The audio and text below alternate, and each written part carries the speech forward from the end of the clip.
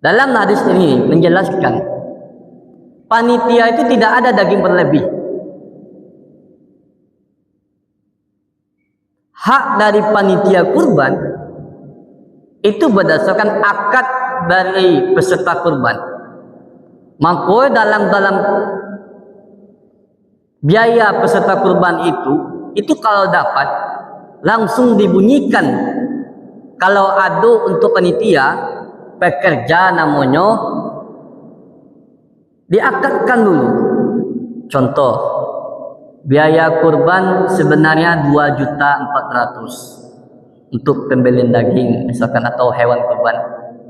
Lalu ditambah biaya operasional, beli pisau, beli terpal, beli ini untuk cuci, upah cuci ini. Apakah boleh? Boleh. Kalau diakadkan di depan. Sabbih isma rabbikal a'la alladhi khalaqa fasawwa. Bismillahirrahmanirrahim.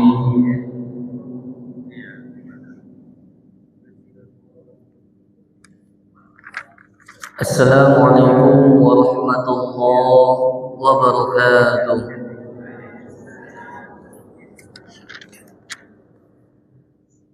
Alhamdulillahilladzi ahyana ba'da ma amatana wa ilaihin nusyur.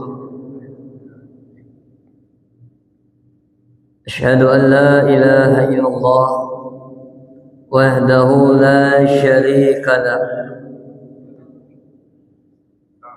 wa asyhadu anna Muhammadan 'abduhu wa rasuluh la nabiyya ba'da amma ba'du. Puji dan syukur atas kehadirat Allah Subhanahu wa ta'ala, yang mana Allah melimpahkan rahmat dan karunia-Nya kepada kita semua, sehingga pada hari ini Allah masih memperkenankan kita untuk tinggal di dunia ini untuk semata-mata mengharapkan keridhaan Allah. Mudah-mudahan pada hari ini kita selalu mendapat lindungan dan keridhaan Allah. Amin amin ya rabbal alamin. Salawat beriringkan salam,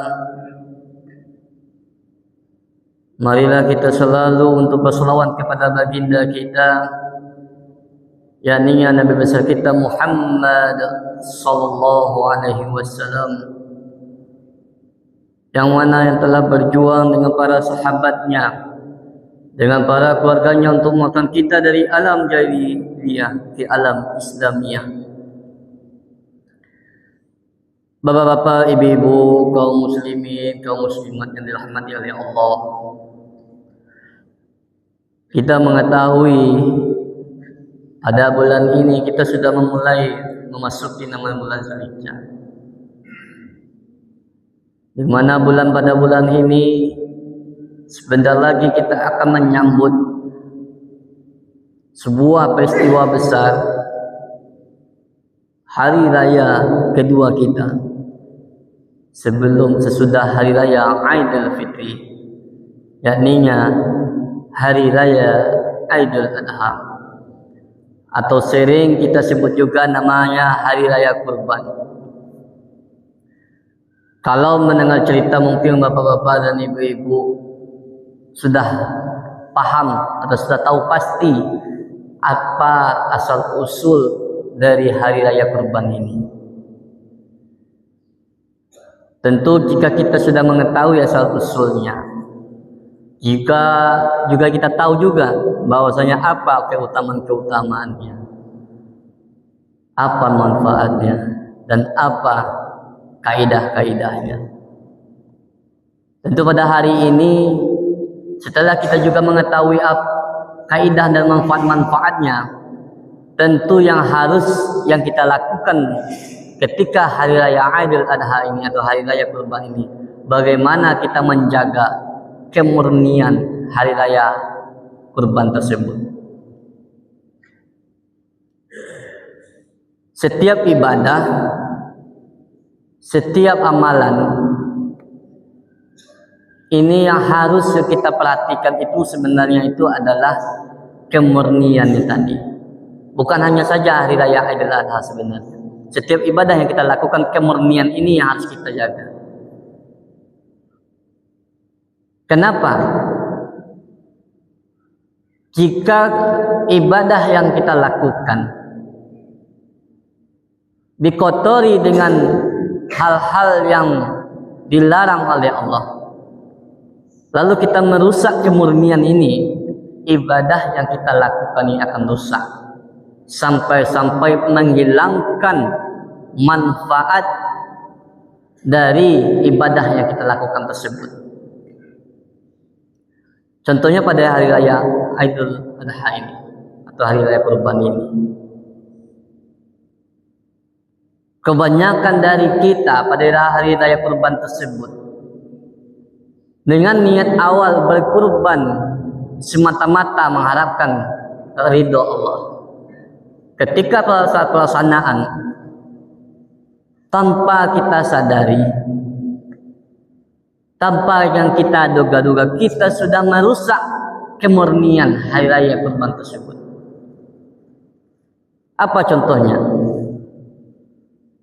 Ketika hari raya kurban, yang pertama sekali bagi yang berkurban, peserta kurban, yang rawan itu adalah peserta kurban. Yang pertama itu, apa yang merusak kemurnian dalam hari raya kurban tersebut bagi peserta kurban? Yang pertama, ketika pada saat penyembelihan, lalu setelah disembelih hewan kurban ini akan mau dibagikan daging kurban ini, peserta kurban terkadang memilih-milih bagian tertentu dalam hewan kurbannya. Inilah yang merusak kemurnian ibadah kurban. Namanya saja sudah jelas, berkurban.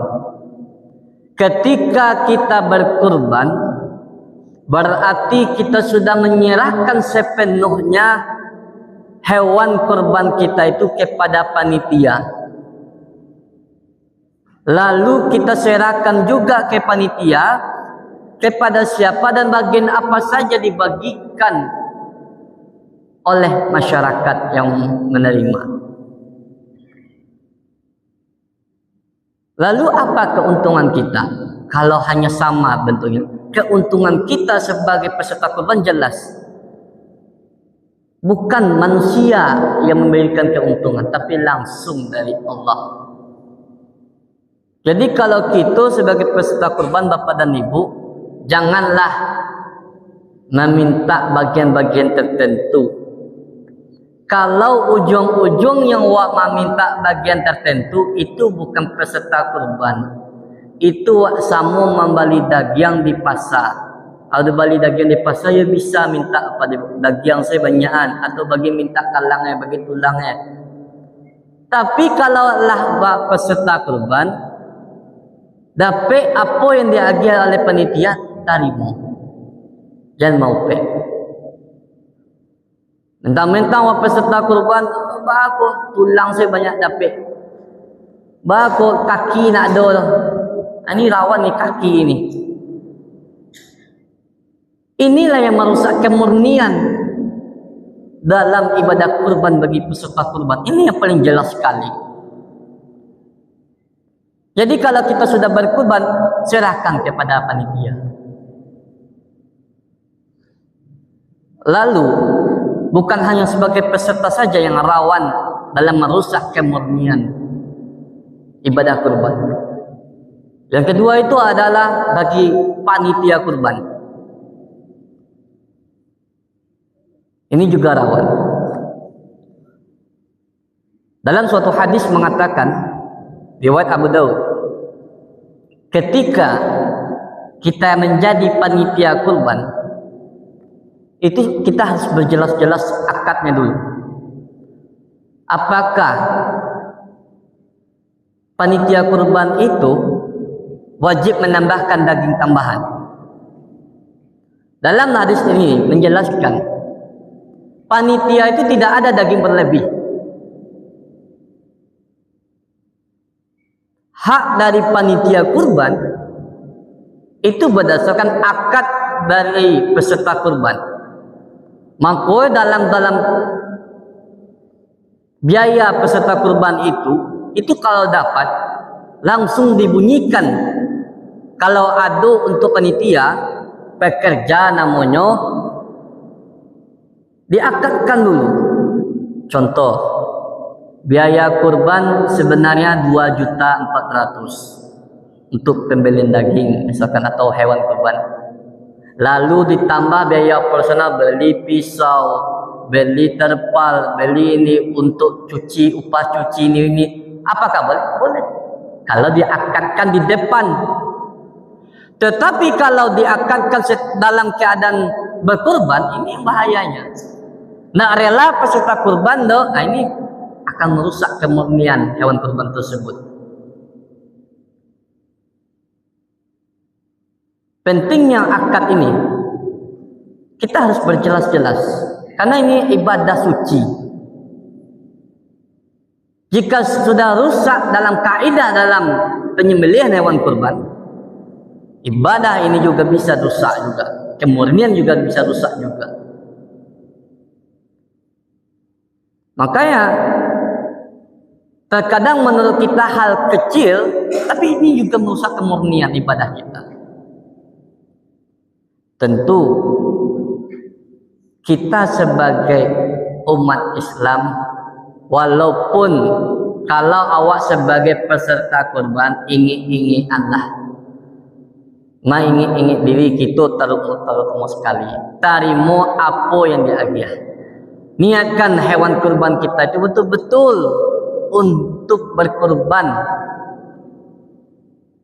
Jangan sama jua berkurban kayak di pasar raya. Kalau ujung-ujungnya wak minta balabi atau bagian tertentu, rancak wak berkurban ke pasar raya naik. Agar piti itu kau orang pasar raya, kau orang tukang daging dapat yang wak minta sedalannya. Kalau ujung-ujung seperti itu, anak sia-sia ibadah wak. Tetapi kalau kita sudah menyerahkan kepada panitia, terimalah. Kenikmatan daging kurban itu bukanlah dari daging rendang yang kita masak, bukan dari sup yang kita masak, bukan dendeng yang kita iris lalu kita makan. Kenikmatan daging kurban itu adalah bagaimana kebersamaan kita bisa menikmati daging hewan kurban ini secara bersama-sama. Itulah kenikmatan yang sebenar-benarnya. Percuma kita memiliki banyak daging, tetapi saudara-saudara kita ada yang tidak dapat daging. Ini pastikan. Jangan sampai di antara sekeliling kita itu tidak dapat. Kalau misalkan hewan kurban kita sedikit, tetapi di lingkungan sekitar kita ini banyak masyarakatnya, ya bagi sama banyak. Jangan mentang-mentang hewan kurban sedikit, lalu apa terjadi? Apa pilih-pilih orangnya? Ini luar biasa. Ini nggak boleh. Oh ini mungkin dia kayu, nusa kialah yang biasa makan daging. Dalam pembagian daging kurban tidak melihat harta, baik kaya maupun miskin. Kenapa? Pembagiannya rata soalnya. Oh mentang-mentang dia kaya, banyaklah yang banyak mah lagi-lagi ke masaji. Oh mentang-mentangnya nak ada kalau sakit salah, dekon ada kita dimasak itu doh. Tidak ada. Di mata Allah dalam pembagian daging kurban ini sama, beratnya ditimbang seluruhnya sama. Tapi jika ada kerelaan, ini ada juga. Kalau ada di panitia misalkan ya dia balabir seketek di peserta kurban, apakah boleh? Boleh. Tapi kan sudah jelas. Serahkan kepada panitia. Kok balabir misalkan untuk peserta. Kenapa? Salah satu bentuk rasa terima kasih. Mungkin itu niatnya. Hati yangnya dia awak lah sebagai peserta kurban dari moto indah. Oh kau balabir langsung banyak wak daging kurban aku, bagilah ke saudara-saudara wak. Kalau lahir so pas jangan sampai tabuang. Kadanglah 3 bulan sampai bulan masih ada aja daging kurban kok. Daging kurban tuh nikmatnya hanya di bulan haji ini Bapak dan Ibu. Di luar bulan haji itu nak nikmat lagi, tidak ada faedahnya. Jadi makan daging yang biasa senyok. Tetapi selagi masih di bulan haji ini, itulah kenikmatan daging kurban tersebut. Untuk itu Bapak dan Ibu, kaum muslimin, kaum muslimat yang dirahmati oleh Allah, sudah jelas dalam Quran pun sudah Allah jelaskan juga kepada kita dalam surah Al-Hajj ayat 34. Setiap hewan penyembelihan itu atau niat itu, niatkanlah karena Allah dengan menyebut nama Allah. Mudah-mudahan dengan niat ikhlas kita tadi berkurban sebagai peserta kurban, Allah ganti kebaikan kita ini berkali-kali lipat. Ingatlah, keuntungan ibadah itu bukanlah dari manusia yang diberikan, tetapi keuntungan yang ibadah yang kita lakukan yang memberikan itu adalah langsung dari Allah. Lalu kita sebagai panitia nantinya berhati-hatilah kita saat penyembelihan, baik itu mulai dari menyembelih hewan kurban, janganlah sampai menyiksa hewan kurban, sampai dari untuk membersihkan daging kurban, pastikan betul-betul daging kurban kita ini bersih. Jangan sampai saudara-saudara kita memakan daging kurban ini nanti masih banyak kotor-kotoran. Jangan sampai saudara-saudara kita nanti ketika memakan daging kurban masih banyak yang perlu dibersihkan. Jika kita sebagai panitia betul-betul pisaunya betul-betul ditajamkan, jangan.